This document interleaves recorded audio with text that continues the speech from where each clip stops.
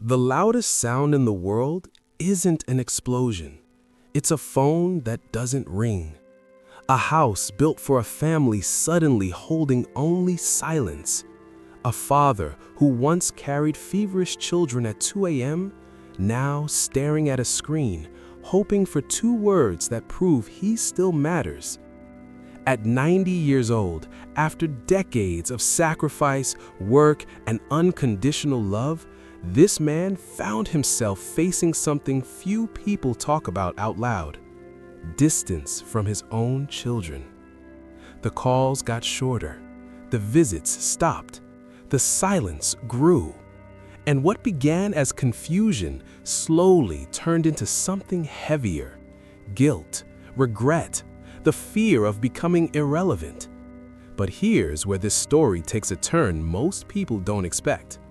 Instead of begging, instead of chasing, instead of shrinking himself to earn crumbs of attention, he made a decision. A decision so simple it sounds almost brutal. And that one choice didn't just change his relationship with his children, it changed his relationship with himself. So what do you do when the people you built your life around quietly step away? Do you keep calling, hoping they'll remember? Do you blame yourself for mistakes made 40 years ago? Or do you risk letting go and possibly losing them for good? How does a 90-year-old man move from waiting by the phone to rebuilding a life that feels full again? To understand that shift, we need to go back to the silence, to the chair by the window, to the unanswered calls, to the moment dignity almost slipped away. Because what happened next wasn't revenge, it was transformation.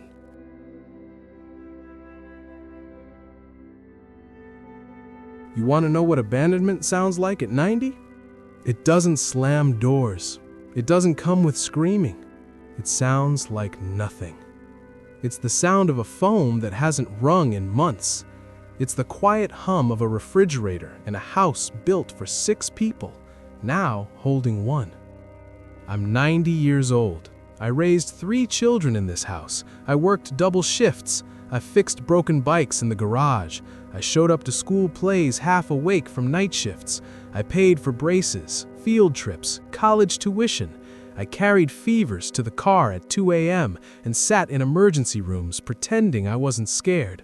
I wasn't perfect, but I was there. And now, I'm lucky if I get a 2-word text on Christmas. Love you, Dad. You stare at that little glowing screen like it's proof you still exist. When did it change? It didn't happen overnight. That's what makes it so confusing. First, the calls got shorter. Then they got spaced out. Then it became, I'll call you later. Later became next week. Next week became silence. At 90, you have a lot of time to think. Too much time. So you start replaying everything. Maybe I worked too much. Maybe I was too strict. Maybe I didn't say I love you enough. Maybe I expected too much. You lie in bed staring at the ceiling, rewriting scenes from 40 years ago like that will change today. Because it's easier to blame yourself than to accept the truth. They chose distance. And still, you reach, you call. You leave voicemails that get softer each time. Hey, sweetheart, just checking on you. You try to sound upbeat. You try to sound strong. You don't want to sound lonely. But you are. You sit in that chair by the window longer than you admit. You keep the ringer on high. You jump when a notification buzzes, only to find out it's a scam message or a pharmacy reminder. Here's what no one tells you about being 90. It's not the aches that hurt the most, it's irrelevance. You go from being the center of someone's world to an afterthought in their schedule. And the more you chase, the smaller you feel. You start apologizing for calling, apologizing for needing, apologizing for existing. That's when I realized something was breaking, and it wasn't just my heart, it was my dignity. Because somewhere along the way, I stopped living my life and started waiting for permission to feel loved. So, I had to face a hard question. What happens when your children walk away and you're still here?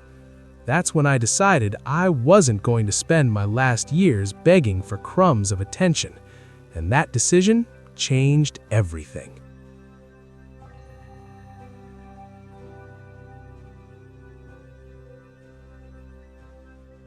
Let me tell you the first thing I did. I stopped calling. That's it. No dramatic speech, no angry message, no guilt trip. I just put the phone down. You have no idea how hard that was. When you're 90 and your children pull away, fear does something ugly inside you. It whispers, if you stop reaching, they'll disappear forever.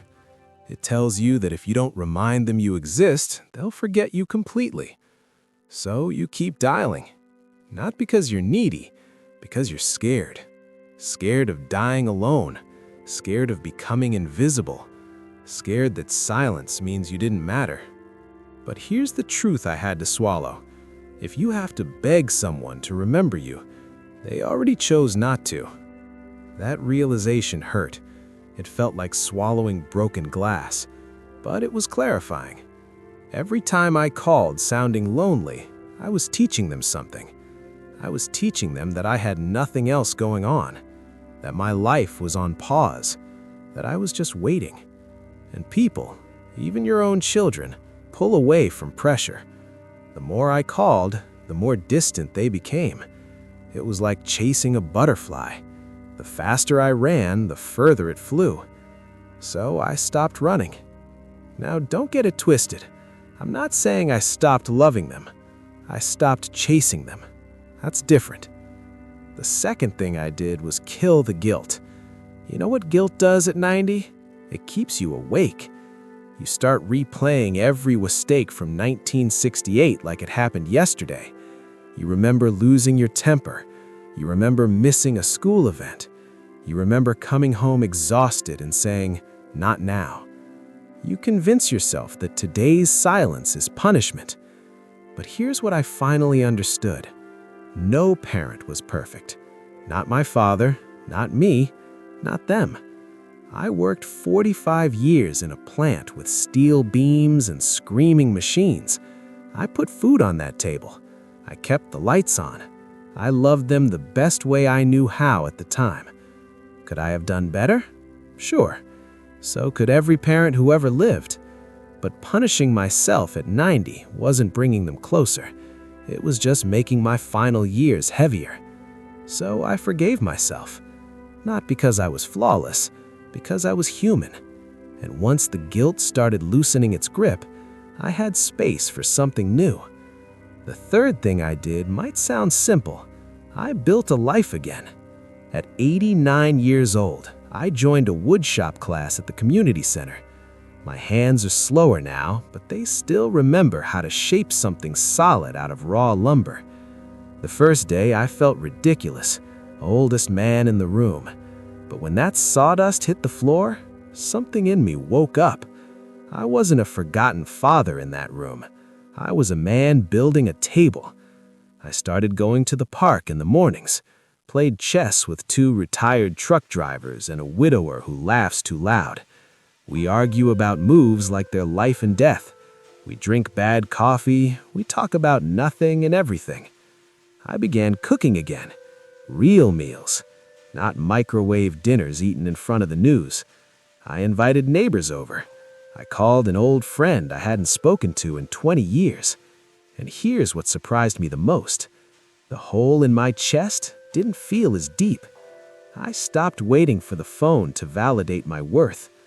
I became interesting again. Not to them, to myself. There's a shift that happens when you stop chasing. When the calls stop, when the guilt trips stop, when the desperate energy disappears, silence changes, and something interesting happened. After a few months, one of my kids called. Not because I begged, because they were curious. "Dad, what have you been up to?" And for the first time in years, I didn't say, "Oh, nothing much." I said, "I've been busy." They heard something different in my voice. Not need, not accusation, life. Now listen carefully. This part matters. Sometimes you rebuild your life and they still don't come back. Sometimes they stay distant.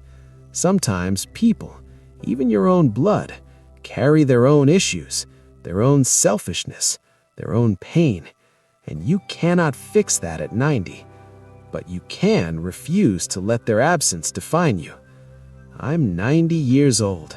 I don't know how many years I have left, but I know this: I will not spend them sitting by a silent phone waiting to feel chosen. The day I stopped chasing my children was the day I started choosing myself again.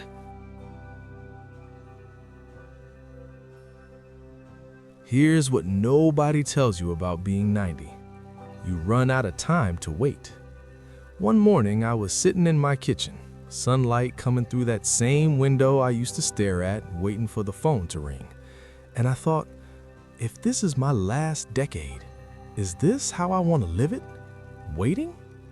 That question hit harder than the silence ever did, because the real pain wasn't that my children had stepped away. It was that I had stopped stepping forward. I had reduced my entire existence to one role: father. And when that role wasn't being validated, I felt empty. But I'm more than someone's father. I'm a man who survived loss, a man who built things with his hands, a man who loved deeply, even imperfectly, and I had to remember that. The awakening wasn't dramatic, it was quiet. I realized something simple but powerful. Love given does not expire just because it's not returned the way you want. I did my job. I raised them. I sacrificed. I showed up the best I knew how. That chapter was real. It mattered. But my worth today cannot depend on how often my phone rings. At 50, you still negotiate ambition. At 70, you negotiate health. At 90, you negotiate time. And time is too precious to spend proving you deserve love. The truth is, children grow up. Sometimes they drift. Sometimes they struggle. Sometimes they're selfish. Sometimes they're overwhelmed. But their choices are not a measurement of your value. When I stopped measuring myself by their attention, I felt lighter. Not because it didn't hurt anymore, but because I stopped letting that hurt define me. And that's when something surprising happened. The silence stopped feeling like rejection. It started feeling like space. Space to live. I'm 90 years old. I don't know how many birthdays I have left. I don't know how many more winters I'll see. But I do know this: I refuse to spend the rest of my life waiting in a doorway. My children may come by. They may not. The door is unlocked, but I'm not standing in it anymore. That was the shift.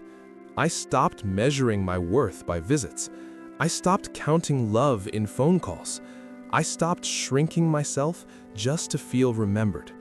Because here's the truth most parents are afraid to admit: your children leaving does not erase the years you gave. You changed diapers. You paid bills. You stayed up nights. You worried. You sacrificed. You loved. That history doesn't disappear just because the house is quiet. The mistake isn't that they grew distant. The mistake would have been letting their distance destroy the man in the mirror. So I built a life that feels full, even if the table has empty chairs sometimes. I laugh. I build things. I cook real meals. I live. And if one day the phone rings, they won't find a lonely old man begging for attention. They'll find a father who chose dignity over desperation. That's what I did when my kids abandoned me. I didn't chase. I lived. Now, let me ask you something. Are you standing in the doorway, or are you building your garden? If this story meant something to you, if you felt even a piece of your own life in it, do two things. First, press that like button. Not for me, for yourself, as a small reminder that your story still matters. Second, subscribe to this channel. because we have conversations here that most people are too afraid to have out loud. And before you leave, tell me in the comments, are you waiting for the phone to ring, or are you ready to start living anyway?